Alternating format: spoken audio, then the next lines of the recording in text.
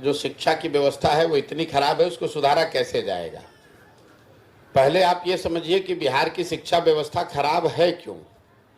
बिहार की शिक्षा व्यवस्था इसलिए नहीं खराब है कि यहाँ शिक्षक पढ़ा नहीं रहे हैं। ये लोगों का ऐसा लगता है, लोगों को, कि यहाँ शिक्षकों की गुणवत्ता अच्छी नहीं है इसलिए पढ़ाई नहीं हो रही है। कुछ लोग ये बताते हैं कि भैया स्कूल में यहाँ खाली खिचड़ी बट रहा है, पढ़ाई नहीं हो रहा है। इसमें भी सच्चाई नहीं है। अगर खिचड़ी बटने से पढ़ाई नहीं होता तो बिहार के कॉलेज में तो खिचड़ी नहीं बट रहा है, वहां पढ़ाई क्यों नहीं हो रहा है। अगर शिक्षकों की गुणवत्ता की वजह से पढ़ाई नहीं हो रही होती तो दरभंगा के सीएम साइंस कॉलेज में तो नियोजित शिक्षक नहीं पढ़ाता है, वहां क्यों नहीं पढ़ाई हो रही है। अगर बिहार में शिक्षा व्यवस्था की बदहाली को आपको समझना है तो उसका कारण यह है कि समाज और सत्ता में बैठे लोग, समाज और सरकार दोनों की प्राथमिकता में शिक्षा है ही नहीं। लोग भी अपने बच्चों को विद्यालय में खिचड़ी खाने के लिए ही भेज रहे हैं। आप अपने बच्चे का नामांकन किसी कॉलेज में पढ़ाई के लिए नहीं करते हैं, डिग्री के लिए करते हैं कि बीए का डिग्री मिल जाए, एमए का डिग्री मिल जाए।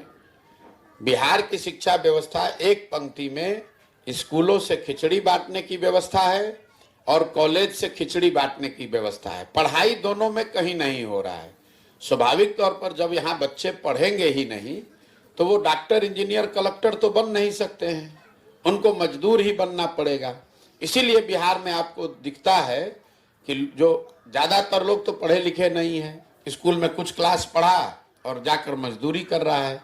लेकिन जिनके पास डिग्री है उनके पास भी पढ़ने का उनके पास भी नौकरी रोजगार नहीं है, क्योंकि उन्होंने शिक्षा नहीं हासिल की, उन्होंने डिग्री हासिल की है।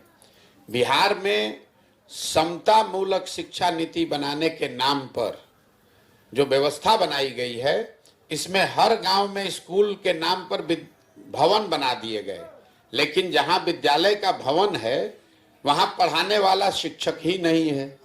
जहां शिक्षक पढ़ाने वाला है वहां विद्यालय का भवन नहीं है। जहां दोनों है वहां बच्चे नहीं हैं, और जहां तीनों है वहां पढ़ाई नहीं है। तो जब तक बिहार में इस व्यवस्था से बाहर निकलकर एक नई शिक्षा प्रणाली नहीं बनाई जाएगी, लोगों को ये नहीं समझाया जाएगा कि आपका जीवन तभी सुधरेगा जब आपके बच्चे पढ़ेंगे। नाली गली बनने से आपकी गरीबी दूर नहीं हो सकती है। 5 किलो अनाज लेने से आपका भविष्य नहीं सुधर सकता है। आपका भविष्य तब सुधरेगा जब आपके बच्चे पढ़ेंगे। जब कोई पढ़ेगा, उसको नौकरी मिलेगा, तभी उसके परिवार का भला होगा। तो लोगों के दिमाग में जब ये बात आएगी, लोग पढ़ाई के लिए अपने नेताओं से, सरकार से मांग करेंगे, पढ़ाई के लिए वोट करेंगे, तब उससे एक बेहतर शिक्षा बनेगी। जो भी सरकार में रहे, कोई भी दल रहे, लेकिन उसको ये चिंता होनी चाहिए कि अगर स्कूल, पढ़ाई विद्यालय में नहीं होगा तो लोग हमको वोट नहीं करेंगे। अभी सरकार में बैठे हुए लोगों को ये डर ही नहीं है कि अगर यहाँ पढ़ाई नहीं होगी तो हमको वोट नहीं देगा। उसको मालूम है कि जिस गांव में विद्यालय नहीं है, पढ़ाई नहीं हो रहा है, वहां पर भी कल जब वोट होगा तो लोग जात के नाम पर हम ही को वोट दे देंगे। जिनके बच्चे बिना पढ़े लिखे अनपढ़ हो गए, वो लोग भी जाकर जात के नाम पर, हिंदू मुसलमान, मंदिर मस्जिद के नाम पर, 5 किलो अनाज के नाम पर वोट जाकर दे रहे हैं। इसीलिए बदहाली है।